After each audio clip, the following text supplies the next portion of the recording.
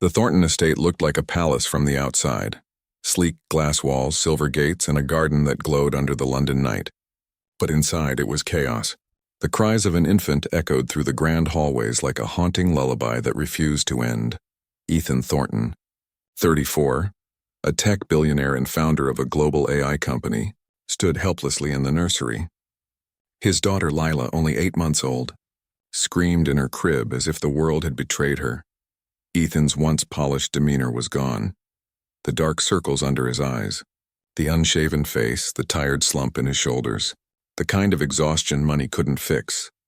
The housekeeper, Mrs. Carter, stood by the door nervously clutching a baby bottle. Mrs. Carter, softly, "Sir, maybe she's hungry again?" Ethan, frustrated, "She's not. She's been fed, changed, rocked. I've tried everything." He looked down at the baby, his voice softening. "Ethan, please, sweetheart. Please sleep." But Lila only cried harder. The night nurse peeked in, pale with worry. "Sir, with all due respect, this is my last night. I can't handle it anymore." Ethan didn't argue. He just nodded as she walked away, leaving him and the crying child alone. For a man who had built billion-dollar systems that could predict human behavior, he couldn't understand the one person who mattered most. He turned toward the framed photograph on the dresser. His late wife, Amelia, smiling, holding baby Lila on the day she was born. Ethan's jaw clenched. "You'd know what to do," he whispered. Outside, London's rain tapped softly against the glass windows. Inside, a desperate father sat by his daughter's crib until dawn. The next morning, the mansion buzzed with staff interviews. Ethan's assistant, Liam, stood beside him, tablet in hand.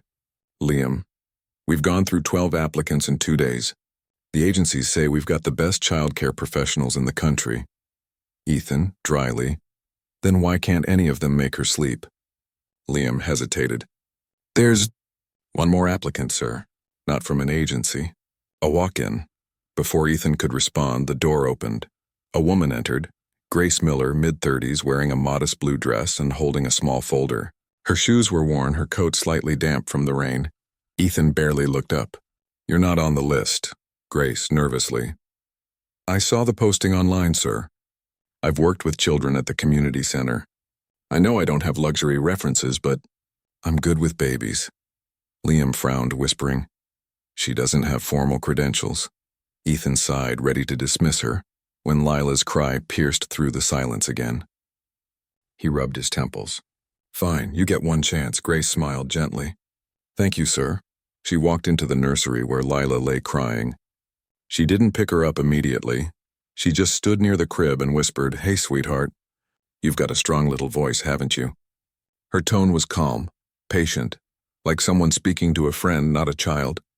Then she began to hum, a simple, tender tune. It wasn't a famous lullaby. It sounded like something made up on the spot, soft and rhythmic, full of warmth. Within moments, Lila's cries slowed. Her fists unclenched, her eyelids fluttered. And then, silence. Ethan stared, frozen. "Ethan, she fell asleep?" Grace smiled faintly. "Babies don't always need silence, sir. They need to feel safe." Ethan blinked, stunned. For the first time in months, the house was quiet. Later, as Grace tucked a small blanket around the baby, Ethan asked, "What was that song?" Grace and hesitant. "It's one my mother used to sing to calm me when I lost my little one." Ethan's eyes softened. "You have a child?" Grace nodded slightly but didn't elaborate. He didn't push further, but something about her voice carried a quiet ache that stayed with him long after she left the room. As the night fell again, for the first time since Amelia's passing, Ethan slept, and so did Lila.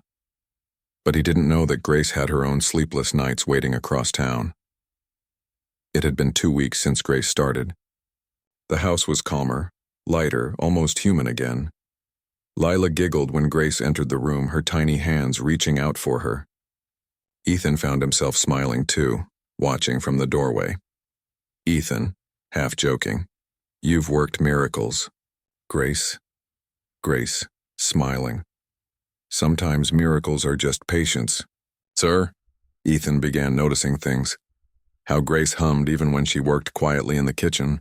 how she spoke gently to everyone, even the coldest staff. But there was one mystery. Every day, she left precisely at 6 in the evening, no matter what. One rainy evening, as Grace was putting on her coat, Ethan stopped her. "Ethan, you don't have to rush off tonight." "The storm's getting worse." Grace shook her head. "I can't be late, sir. Someone's waiting for me." Ethan hesitated. "A family member?" She gave a small nod. "My daughter." That night, curiosity got the better of him. After Grace left, Ethan told Liam, "Find out where she lives." Quietly. By morning, he regretted the order, but it was too late. Liam handed him a slip of paper. "Small flat in Brixton," he said. "Old building. Single mother." Later that day, Ethan drove there himself. The rain had turned the narrow streets muddy. When he knocked on the peeling blue door, there was a pause, then a soft cough. Grace opened the door, surprised. Behind her, a frail little girl, maybe 6 years old, sat curled on a worn sofa, holding an inhaler. "Ethan," quietly. "Grace." "This is your daughter?" Grace was nodding. "Her name's Lily. She's got a heart condition. The medicine's expensive, but she's strong." Ethan looked around. The cracked walls, the small heater struggling against the cold. It was a far cry from the mansion he lived in. "Ethan, why didn't you tell me?" Grace sighed. "Because I needed the job. People see single mother from Brixton and assume I can't handle responsibility." Ethan stood silent, guilt washing over him. She had given his child peace while her own lived in struggle. Lily coughed again. Grace hurried to her, humming that same lullaby. Even sick, the little girl smiled, and suddenly Ethan realized it wasn't just a song. It was a piece of Grace's heart she'd been giving to his daughter. He spoke softly. "Grace, pack a few things for Lily. You're both coming with me." Grace froze. "Sir, I can't." "Ethan, please." "I won't take no for an answer." Back at the mansion, Lila's laughter echoed as she met Lily for the first time. Two worlds collided, one of privilege, one of struggle, and somehow they fit. But peace wouldn't last long. A week later, Grace received a letter from the hospital. Her daughter's condition had worsened. She needed surgery. Grace sat on the garden bench holding the letter, trembling. Ethan walked out, noticing her pale face. "Ethan." "Grace? What's wrong?" She handed him the letter silently. His eyes widened as he read. Without hesitation, he said, "I'll cover the costs." Grace shook her head fiercely. "No, I can't let you do that. You've already done enough." "Ethan," gently. "This isn't charity. It's gratitude," but Grace refused. "People have taken pity on me my whole life, sir. I don't want that from you. I just want to work to earn it." Ethan's voice softened. "Then let me give you that chance." The day of the surgery arrived. Ethan waited outside the hospital room with Lila asleep in his arms. Grace sat beside him silent, eyes red from worry. "Ethan, you should rest." "Grace, I can't. She's all I have." Hours passed like years. Then finally the doctor appeared. "The surgery went well. She's stable." Grace broke down in tears. Relief, exhaustion, everything pouring out at once. Ethan gently placed a hand on her shoulder. "You did it," Grace, through tears. "No, sir. We did." Weeks later, Lily was recovering beautifully. The mansion, once cold and lifeless, was now full of laughter and life.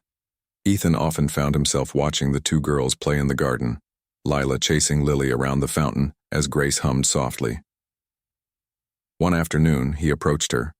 "You know, before you came here, this house didn't feel like home. It was just walls." Grace smiled.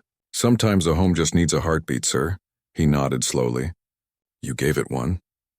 As the sun dipped below the skyline, Ethan turned to her. "Grace, I've been thinking.